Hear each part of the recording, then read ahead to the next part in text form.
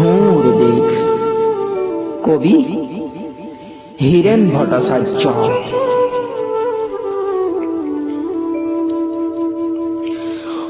মোৰ প্ৰাণৰ প্ৰাণৰ, মোৰ গানৰ গানৰ মোৰ দেশ। মোৰ প্ৰতিটো কামেই, মোৰ প্ৰতিটো চিন্তাই এই দেশৰ বুকুত ৰচে শস্য সোণোৱালী ভৱিষ্যতৰ সপোন। মোৰ জীৱনৰ আহে আহে, মোৰ যৌৱনৰ কোহে কোহে সেই সপোনৰ কলৰূপ। দেশে দেশে দেশ আছে, এনে বহু দেশৰ অৰঙে দৰঙে মই ঘূৰিছো। বহু বন্ধুৰ সতে হাতে হাতে হাত ধৰি ফুৰিছো। কেতিয়াবা সাগৰ পাৰত, কেতিয়াবা খেজুৰ তলত, নতুবা পাহাৰ তলিত খন্তেক জিৰাইছো। বন্ধুৰ সতে প্ৰাণ খুলি প্ৰাণৰ কথা পাতিছো। তাৰ পিছত আকৌ আৰম্ভ কৰিছো নতুন যাত্ৰা। এনে বহু যাত্ৰাৰ শেষ মোৰ দেশ, যাৰ বুকুৰ ওমে মোক দিছে ভাল পোৱাৰ আনন্দ, যৌৱনৰ প্ৰাচুৰ্য, জীৱনৰ নতুন অৰ্থ। এই দেশৰ প্ৰতিটো পুৱাই মোলৈ লুকাই আনে ঐশ্বৰ্যৰ বিপুল সম্ভাৰ।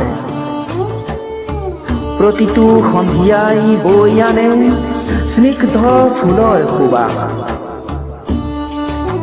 প্ৰতিটো ঋতুৱে মোক দি যায় জীৱনৰ আশীৰ্বাদ। এই দেশৰ বাবে মই জীয়াই আছো, এই দেশৰ বাবে মই জীয়াই থাকিবলৈ মৰণ পণ কৰিছো।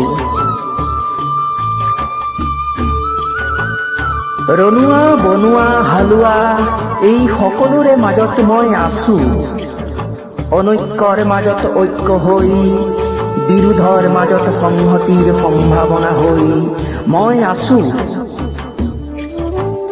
জীৱনে মৰণে শয়নে সপোনে এই দেশৰ আহ্বান মই শুনিছো।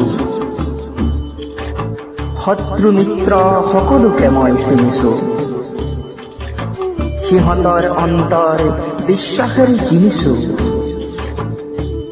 শান্তিৰ চৰাইজনী আজৰি ভৰাই মই দিছো। ভঁৰালৰ এমুঠি ধান, পৰাণৰ একোটি গান, আৰু তুমুৰ একো নাই। মোৰ দেশ, মোৰ কল্লোলিত সপোনৰ উত্তাল তৰংগই মোক লৈ যায় গভীৰৰ পৰা গভীৰতলৈ, আদৰ্শৰ কঠিন পৰ্বতমূললৈ।